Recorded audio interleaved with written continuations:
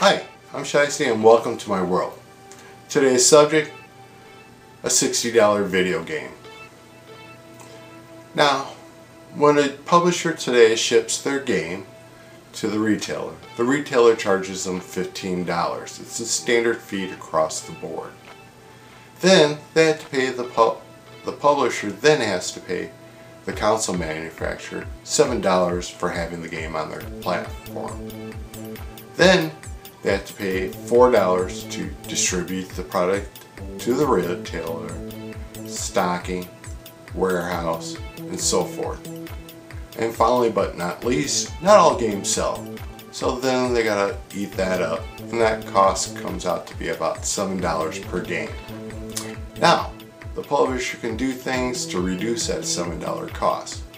They can be a little bit smarter, do a little bit more research, give a better estimate on how many copies their game's going to sell, thus reducing that $7 cost and increasing their profit. Now, a publisher can negotiate a smaller license fee with the console manufacturer. And just take into account that these aforementioned fees and charges that we've talked about are for your disc-based media. They don't include DLC, and they don't include what independent studios make. Since the independent studios receive their money from the publisher from what they get a cut of, aka the $27. Now, an independent publisher could decide to go exclusive on a particular console. Now, instead of using, say, like Activision, a traditional publisher, they're now using Sony, Microsoft, Nintendo's publishing company as their publisher. Now, what they may receive, we really don't know, since this information isn't given out freely, since they don't simply want you knowing what they made. I guess it's a trade secret or what have you. Now, if a publisher goes the route of DLC, downloadable content, then you eliminate several fees. You eliminate the return fee, you eliminate the distribution fee, and you vastly reduce the retailer's fee since you're using their online marketplace / store to distribute your product.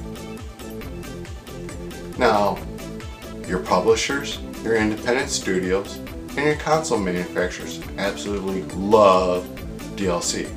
It keeps the three of them in the loop, it eliminates the retailer and waste. It's the future, unfortunately. Now, retailers, they absolutely hate it.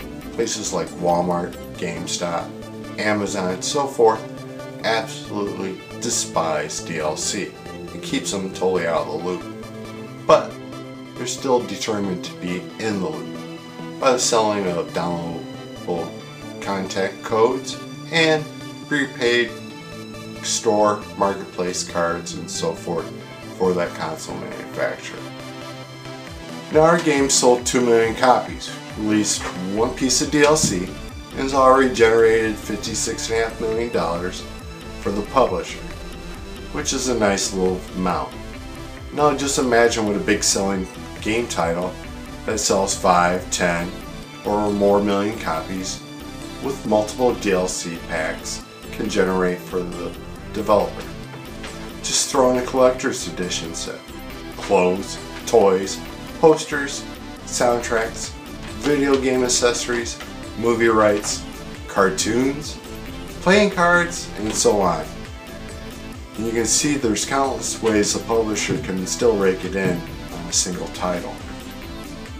Now we have publishers like EA who want to charge people who buy a used copy of their game or rent a copy of their game a $10 fee to play the portion of their game, which happens to be the online portion, and the one portion of the game they still can control. We've already seen that it doesn't require a record-breaking amount of sales to generate a nice little profit for creating a video game and selling it in the first place. So I ask you, so what's the reason why they want to double dip and do this?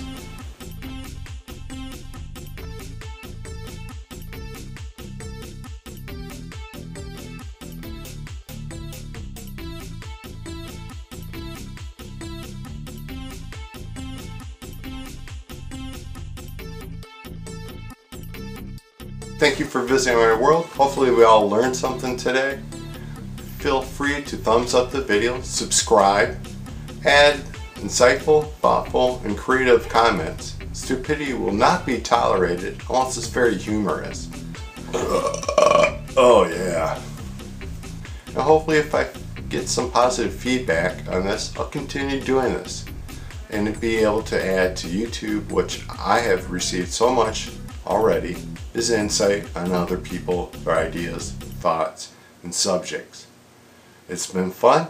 Until next time, thank you again. I'm out of here.